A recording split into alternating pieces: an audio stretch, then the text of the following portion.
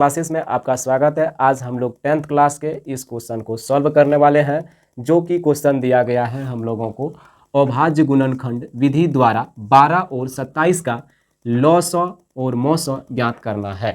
तो हम सबसे पहले खंड निकाल लेंगे।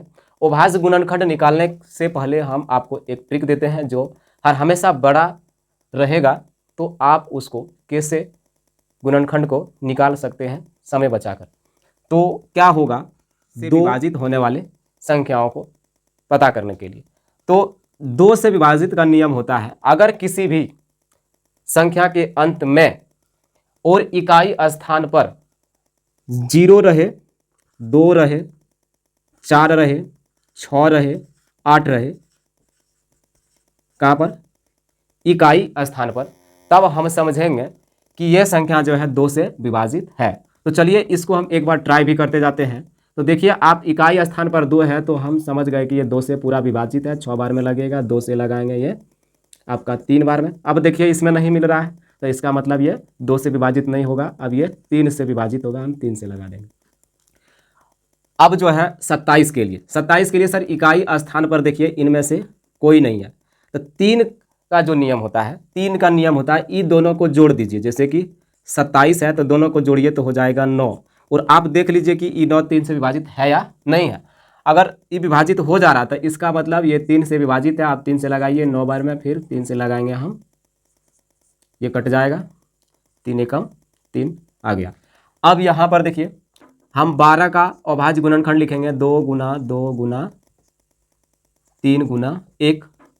और अब लिखेंगे 27 का 3 गुना 3 गुना 3 गुना 1।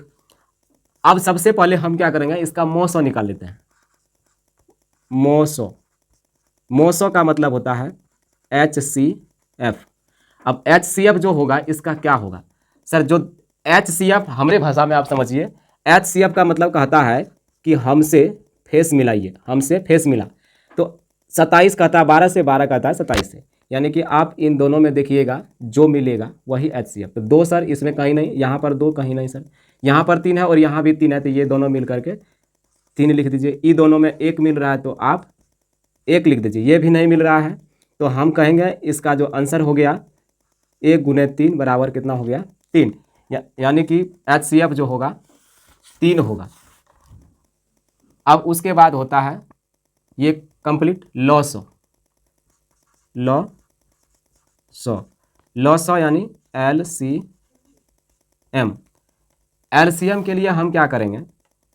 LCM के लिए क्या होगा, जो दोनों में मिलेगा उसको हम एक बार लिखेंगे। जैसे कि 3 दोनों में मिल रहा है तो 1 3 निकालेंगे, इसमें से 1 लिखने की कोई ज़रूरत नहीं। ये देखिए 2 कहीं नहीं मिल रहा है तो 2 लिख दीजिए। ये वाला भी नहीं मिल रहा है तो इसको भी लिख दीजिए। ये भी नहीं मिल रहा है तो इसको भी लिख दीजिए। ये भी नहीं मिल रहा तो लिख दीजिए।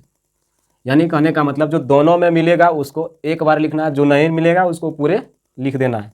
अब क्या होगा, गुना कैसे करेंगे? तो 3 दूनी 6। अब छक्का पढ़ेंगे 2 बार तो हो जाएगा 12। बरका पढ़ेंगे 3 बार तो हो जाएगा 36। 36 का पढ़ेंगे 3 बार तो हो जाएगा 108। यानी कि इसका LCM बराबर जो आ गया